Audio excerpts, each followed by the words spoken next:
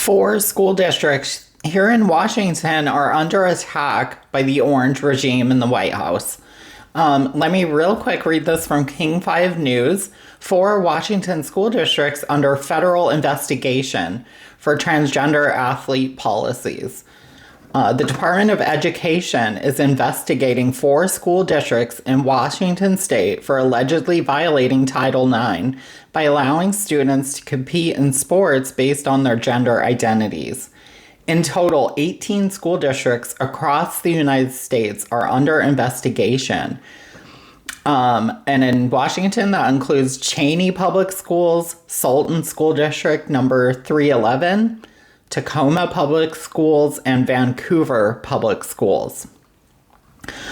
And as a side note, it says, while 1% of the U.S. population is trans, less than 0.002% of all college athletes identify as trans, showing lower participation rates in organized collegiate sports.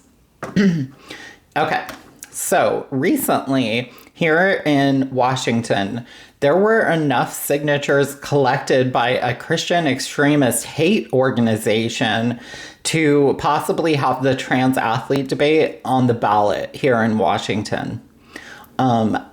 I seriously doubt the people of Washington would ever vote to ban trans athletes, but in today's environment, you never know how this could play out. So make sure you are registered to vote this year. So the first set of elections is going to be by August 4th, and then the November 3rd election is the other one. So the August 4th is the primary election, and then the November 3rd is the federal election. So I want to talk about the claims on the far right that trans women are stealing cisgender women's places. On the collegiate level, only 0.002% of college athletes are trans. This is less than 10 people out of 510,000 total. On the Olympic level, a trans person has never medaled. So according to Google AI, claims that trans inclusion harms girls' sports are inaccurate and baseless. There was a recent study done in the UK on cis women allowing trans women in their spaces, and it found that women are not complaining about trans women in their spaces. From my observation, this is all coming from white, uneducated men. Sports bans are proving to be dangerous, using discriminatory and invasive screenings, or genital checks, is what the right calls them. There have also been false accusations of cisgender women athletes being transgender, which in itself is so transphobic, but it's led to a violation of privacy for all women and girls. Republicans today want to check women's and girls' genitals before being on a sports team or before entering a bathroom. This behavior is predatory, trauma-inducing, and sexually abusive to young girls and women.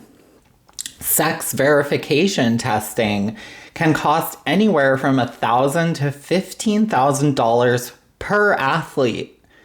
Republicans have no plan where they would obtain the money to do this, which is a systematic problem with Republicans and policies.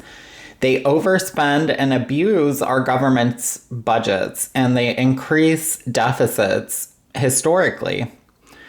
But the financial issues aside, what they are wanting to do is predatory, sexually abusive, and trauma-inducing, much like the rampant behavior we've seen from the orange regime in the White House. This party has no respect for girls or women as equals, as people who deserve their own set of rights. And for trans people, We are in early to mid stages of Republicans committing a genocide against transgender Americans. The false accusations and disinformation surrounding trans people are part of a larger, more disturbing, dark plan for American transgender people. Don't fall for Republican lies, because our lives are at stake here. And do not vote to approve a ban on trans people in athletics. Thank you guys. Subscribe to me if you want more news like this. Like this video, leave your comments, share it. I'll be back soon. Bye.